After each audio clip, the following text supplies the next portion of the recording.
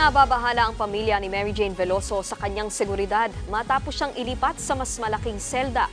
Pinag-iinitan umano siya ng kanyang mga kasama sa kulungan. Nasa frontline na balitang yan, si Rainiel Pawid, exclusive. Sa ikatlong pagkakataon na bisita ng pamilya Veloso si Mary Jane sa Correctional Institution for Women sa Mandaluyong kahapon. Matatanda ang nakulong si Mary Jane sa Indonesia ng 14 na taon dahil sa kasong drug smuggling. Noong Disyembre na ilipat siya sa kustudiya ng Pilipinas. Pero sa pagbabalik niya sa bansa, panibagong hamon ang kanyang kinaharap. Kasi mukhang pinag-iinitan daw siya ng mga ka-cellmate niya. Kasi di ba dati solo na cell siya. Ngayon, she was transferred sa isang malaking cell at marami siyang mga kasama dun sa cell. Nag-aalala po talaga kami sa kanya, sa buhay niya, hindi po sa kalusugan niya, sa buhay niya.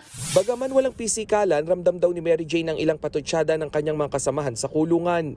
Isa pa sa kinababahala niya, baka raw nahalo siya sa ilang inmate na nakasama na rin ng kanyang illegal recruiter. Suspensya niya nga, baka yun yung mga kasama ni Christina dati, yung kanyang trafficker. Dahil dito muling nanawagan ang pamilya Veloso sa pamahalaan na palayain na si Mary Jane. Mr. President, palayaan niyo na po yung kapatid ko.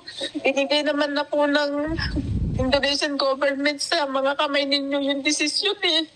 Sana po pakawalan niyo na po yung kapatid ko, parang awa niyo na po. Wala pang pahayag ang Bureau of Corrections hinggil sa sitwasyon ni Mary Jane. Bago ibalik ng Pilipinas si Mary Jane, sinabi ng Department of Justice na hindi siya maaaring ihalo sa kaparehong pasilidad kung saan nakakulong ang kanyang mga illegal recruiter. Sinabi rin ng Bureau of Corrections na maaari siyang mamili ng Bucor facility kung saan niya gustong manatili. Pwede nga rito sa Metro Manila, Palawan o Davao. Nagbabalita mula sa Frontline, Rainiel Pawid, News 5.